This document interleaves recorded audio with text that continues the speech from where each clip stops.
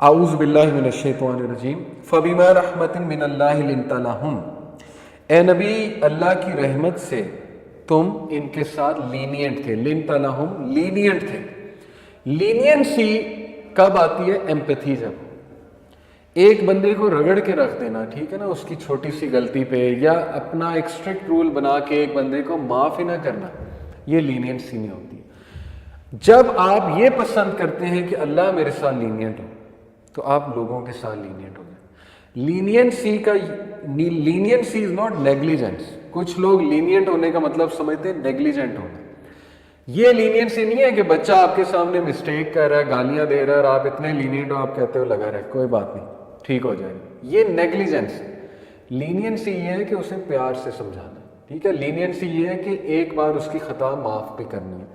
جیسے حضرت خضر موسیٰ علیہ السلام کے ساتھ لینینٹ تھے کہ نہیں؟ 2 بار کہا it's okay let it go, تیسری بار کہا نہیں ہم نہیں. اسرٹیو بھی ہونا نا، لیکن لینینٹ. پہلی بار نہیں کہا کہ بھائی اب ہمارا راستہ جدا ہے، اب نہیں ہو سکتا. تو اللہ کے نبی سے لینینٹ کون تھا؟ صحابہ کی کئی مسٹیکس فارگیو کی اللہ کے نبی بینگ اے لیڈر. اللہ کے نبی صلی اللہ علیہ وسلم کتنی اپنی وائفس کی مسٹیکس لینینٹ تھے اس کے حوالے سے. لوگوں کے ساتھ لینینٹ ہونا، ٹھیک ہے، کیونکہ آپ چاہتے ہیں اللہ آپ کے ساتھ لینینٹ ہو. تو پہلا تقاضا ہے لینینسی. لینینٹ وہی بندہ ہو سکتا ہے جس کو احساس ہے.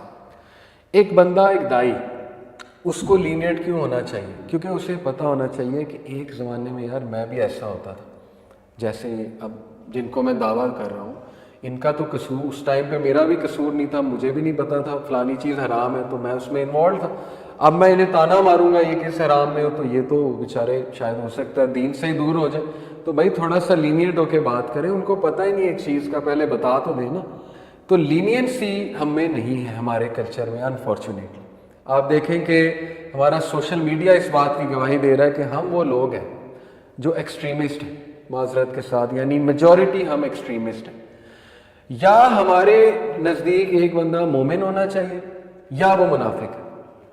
اس کے بیچ کے لیولز نہیں ہیں ہماری قوم کے لیے. یا وہ مومن ہے، اگر وہ مومن سے ہٹ کے کوئی بھی کام کر رہا ہے تو وہ ڈائریکٹ منافق ہے یا کافر ہے، بس ختم. یہی رویہ آپ دیکھ لیں، ایک کوئی بھی سیلیبریٹی کو دیکھ لیں، کوئی ایکٹریس کو دیکھ لیں، کسی ایسے بندے کو دیکھ لیں جس کو پتہ ہی نہیں ایک چیز کی رولنگ کیا ہے. اس کی کوئی ویڈیو مشہور ہو جائے، وہ فلانا کام کر رہا ہے، وہ اٹھا کے لگائی نیچے لان تان کی کہ یہ دیکھیں کیا چل رہا ہے پاکستان میں، اور وہ سارے نیچے لان تان کر رہے ہیں. اور جب وہ ویڈیو اس انسان تک پہنچتی جس نے مسٹیک کی ہے، اس کے لیے توبہ کے دروازے آپ نے ویسے ہی بند کر دی. اس نے تو مزید پکے ہونا ہے اپنے ایکشن میں، ٹھیک ہے نا. تو لینینسی نہیں ہے ہمارے کلچر میں. ہمارے فیملیز میں دیکھ لیں لینینسی کہاں ہے. ماں باپ پریشر ڈالتے ہیں بچوں پہ، ٹھیک ہے، بہن بھائی آپس میں پریشر ڈالتے ہیں.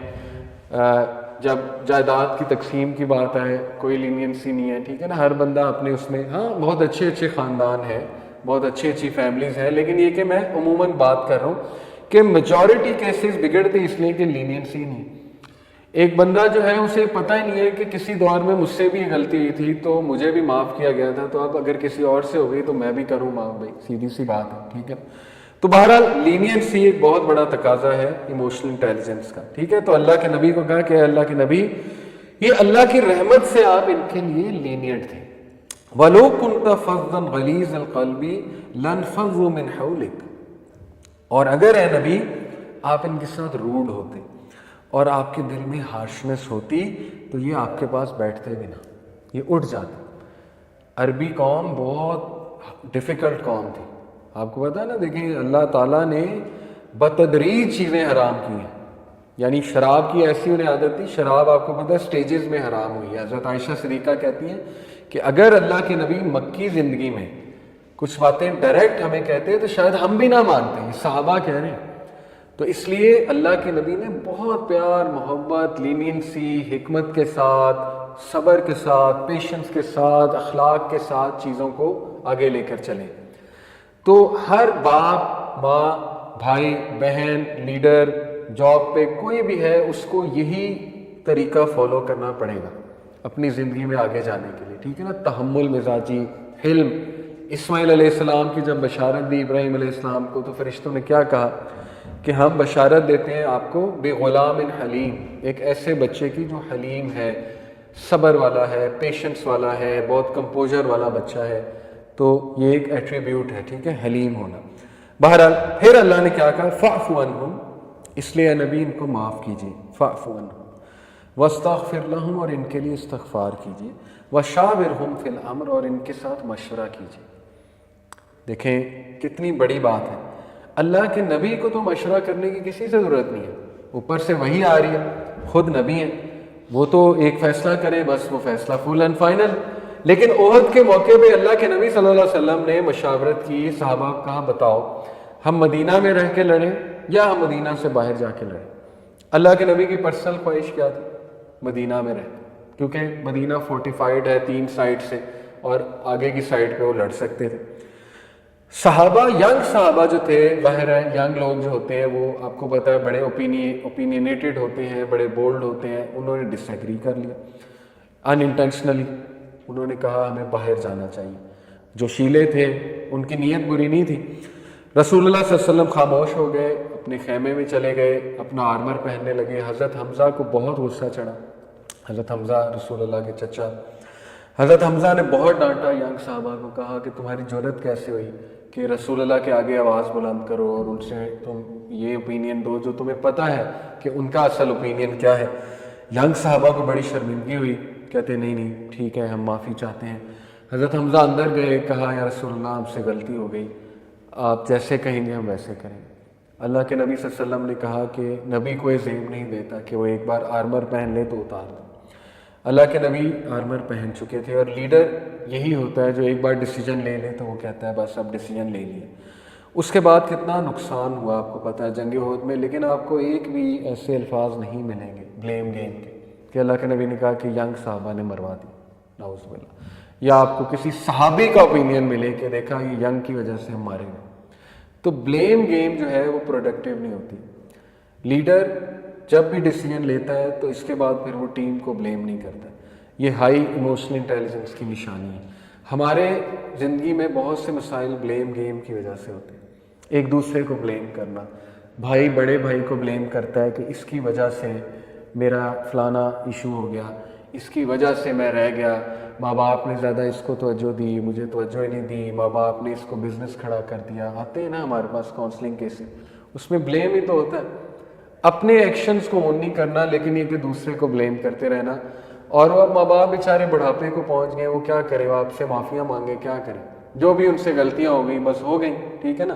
اللہ کے نبی کو کہا جا رہا ہے فاعف عنہم واستغفر لہم، اے نبی آپ ان کو معاف کریں، ان کے لیے استغفار کریں۔